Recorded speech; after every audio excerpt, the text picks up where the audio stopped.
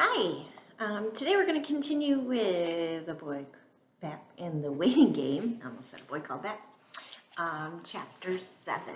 So Bat was excited about joining up with his friend to do the science fair project, and his sister started talking about being in a play, and Thor just snuggled. So that's where we're at. Chapter 7. Good news, bad news. After school, Bat and his mom were sitting at the kitchen table having a snack of sliced apples and cheddar cheese, waiting for Janie to get home. Bat liked to stack 2 slices of apple and 1 piece of cheese in between. It made for the perfect ratio of crunchiness and mushy saltiness. Thor was tucked into the sling around Bat's neck, but the little guy was rustling around more than usual, making the stacking procedure difficult. "He's getting bigger," Mom said. "He's not quite a baby anymore. He's more like a toddler. Toddlers have lots of energy." What did you do with me when I was a toddler?" Bat asked. "I made sure you got lots of exercise so you'd sleep at night," Mom answered. Bat thought about this as he bit into his slightly cooked apple and cheese sandwich. Thor needed more exercise, and as his caretaker, Bat's job was to make that happen. "Maybe I'll build an obstacle course," Bat said, thinking out loud. The front door slammed open, and Bat heard the stomping of 2 sets of feet coming down the hallway toward the kitchen, Janie and Ezra. He could tell that it was them by the sound of their stomping. Janie's run was sort of a skip-hop sound, quick step close together.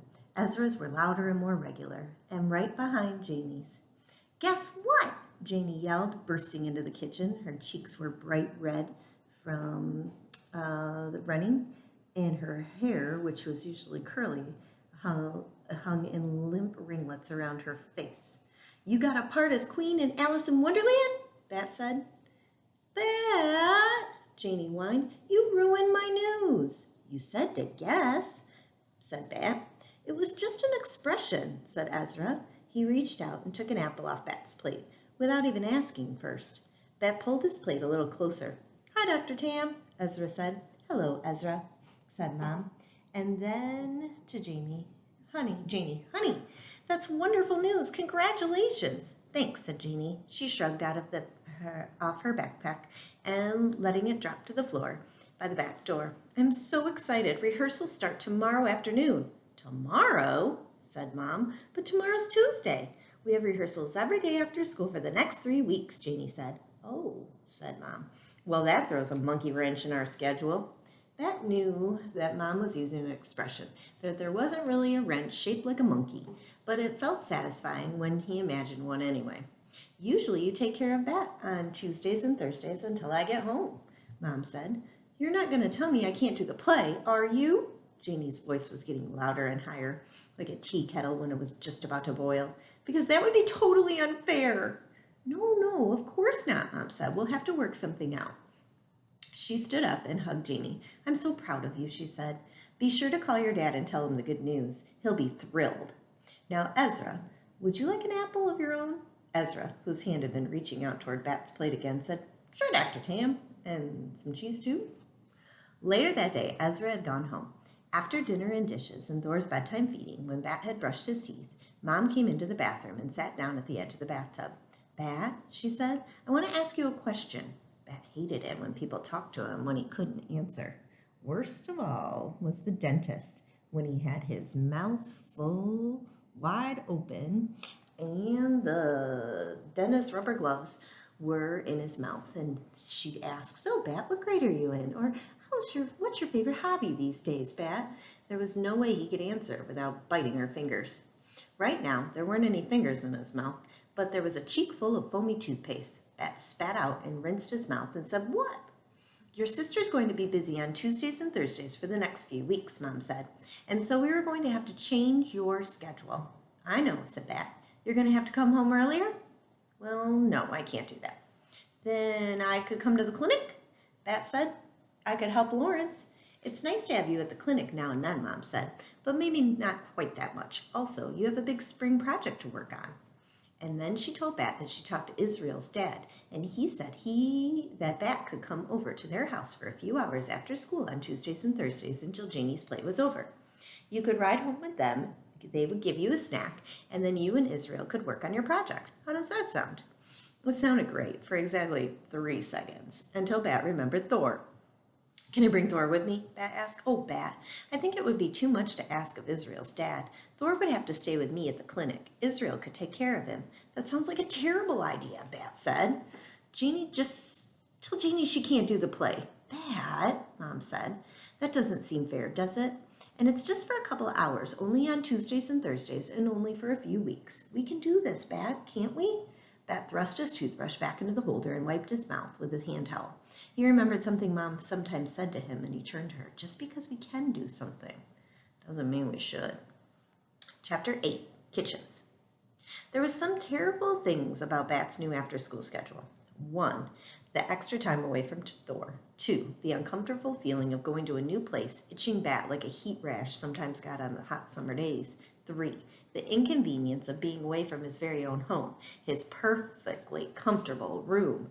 But he had to admit, the next afternoon, staring up at Israel's dad's massive rumbling black truck, the ride wasn't one of them.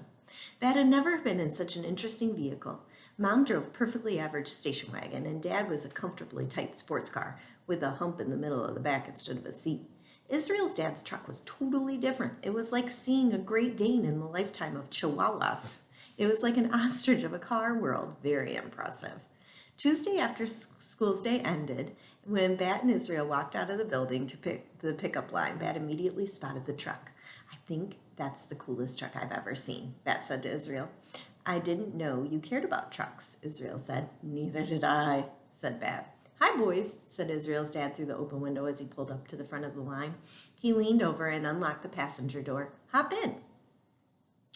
The truck was so tall that Bat had to use a chrome bar that ran beneath the doorstep to climb in. Standing on the bar, peering into the cab of the truck, Bat found himself at a loss of words. It had never, ever occurred to Bat to care the least bit about a vehicle. He liked fur and feathers and scales and teeth and claws and tails. The truck was just chrome and paint and rubber and steel. It felt alive. Peering into the cab, it was like looking into the heart of a dragon. I like your truck, Mr. Zimmerman, Bat said. Thank you, Bat. He answered, call me Tom. Tom? Bat said, half to himself as Israel's dad pulled forward the front passenger seat so the boys could climb into the narrow rear bench. It had. Bat noticed with satisfaction 3 seatbelts. He plopped himself happily into the center seat, latched his belt, and said to Tom, tell me everything about this truck. By the time they pulled into Israel's driveway, 10 minutes later, Bat knew the difference between a V8 and a V6 engine. He knew what a drivetrain was and why it was better to have 4-wheel drive than 2-wheel drive. He knew that Tom's truck could tow up to 12,000 pounds, give or take a few, Tom said. He also knew that the 99% surety, because you can't be that sure about anything, that one day he would drive a truck exactly like Israel's. Tom put the car in park and turned it off. Here we are, he said, which normally would have prompted Bat to say something about, well, that kind of statement that it really didn't mean anything, because it's always true. You could always say, here we are, no matter where you were, and you'd be right. But Bat didn't point that out this time. Thank you for driving us, he said instead, remembering his manners like Mom had told him to try to do. Anytime, Tom answered. And then he said, you're a cool kid, Bat. That was definitely the first time anyone had ever called Bat cool. Bat followed Israel into the house, putting his backpack into the kitchen counter next to where Israel set his. Bat looked around, and Israel slammed open the pantry and rustled through, looking for a snack. It was a very different kitchen than the 2 kitchens that Bat used most. His kitchen at home had mostly empty countertops tiled in plain white square. There was a bowl of fruit and a toaster, and that was about it. Everything else Mom kept put away. She said, habit for keeping clean operating room. The kitchen at Dad's apartment was pretty empty too, but for a different reason. It only had lived in the apartment a year and a half, and it didn't really have that much stuff. Israel's kitchen would have made a terrible operating room. The countertops were blue. It was hard to tell under all the stacks of colorful ceramic bowls and cups and plates that were piled all over them.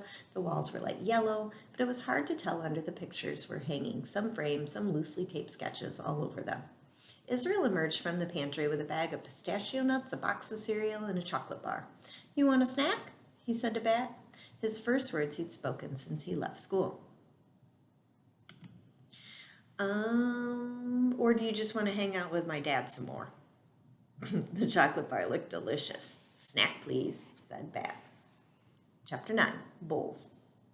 Bat had never eaten a bowl of cereal without milk before, but Israel poured half a box of the big gray and pink bowl and then poured a bunch of pistachio nuts into a slightly smaller green bowl with some swirly curlicues on it. And then he put the giant cereal box in the bag of pistachio away and told Bat, "Grab the chocolate bar," and headed into the backyard. Bat, chocolate bar in hand, followed him. "Wow," he said, standing in the doorway looking into the yard. Israel was placing the 2 fancy bowls of snacks on a table beneath the big shady tree. But that was the least interesting thing happening in the yard. Bat counted 11 pinwheel spinners planted in the garden beds all around the yard. Some were bits of colored glass suspending in webs of metal. Others were all metal, but a mix of copper and silver. Big, bright glass orbs were tucked everywhere, glints of shiny color under the tree, lining the path along the yard that ended at the green shed. The trees' benches were heavy with stained glass ornaments and wind chimes that filled the air with silvery tinkles of deep, vibrating clangs. There was so much to see and hear, and that Bat felt caught between them all. The colors, the sounds, the newness of everything. Suddenly, despite the beauty and excitement of Israel's amazing backyard, Bat wished desperately that he was home. "Hey," Israel said, "are you okay?" Bat felt himself bouncing on the walls of his feet. He knew that his eyes were full of tears. He clutched the chocolate bar in his hand. "Sort of, not really," he said. Israel scratched his head. "Come on," he said, taking the chocolate bar away from Bat and setting it on the table. "I'll introduce you to my mom." But instead of leading Bat into the house, Israel walked through the garden to the shed. And as they crossed the yard, Bat took deep, calming breaths and wiped his eyes. The shed door was open, and he got closer. Bat saw that it wasn't just a place for shovels and rakes. "Hey, Mom," said Israel. "You're home." Came a voice from inside the shed. "Is your friend with you?" "Yep," said Israel. "Bat, come say hi to my mom." Bat peered into the shed. Israel's mom was there, surrounded by shelves full of bowls, cups, plates, and pots, some glazed in the bright colors, others in the flat gray, unfinished clay. She was sitting behind the potter's wheel, a lump of wet clay in her hand. "Hi, Bat, I'm Cora." "Hello," said Bat. "What are you doing?" "I'm making a bowl," Cora said. "Do you want to try?" Bat shook his head. "I don't like slimy things," he said, "or sticky things." He looked around at all the shelves and all the things upon them. "Did you make all this stuff?" "Most of it," Cora said. "Over there is Israel's work." The shelf she pointed to was filled with clay that looked a lot like the lump of clay that he had made for Bat, which Bat had right in his pocket of his vest. "Mom's stuff is better than mine," Israel said. "She's a professional artist, and I'm just starting out." Bat looked back and forth between the pottery Cora had made and the awkward lumps Israel had made. "Yep," he said, "your mom's stuff is way better." Israel crossed his arms across his chest. Bat felt his stomach rumble and then said, "I think I'm ready for that snack now." Tune in tomorrow to find out how their project goes. Have a great day.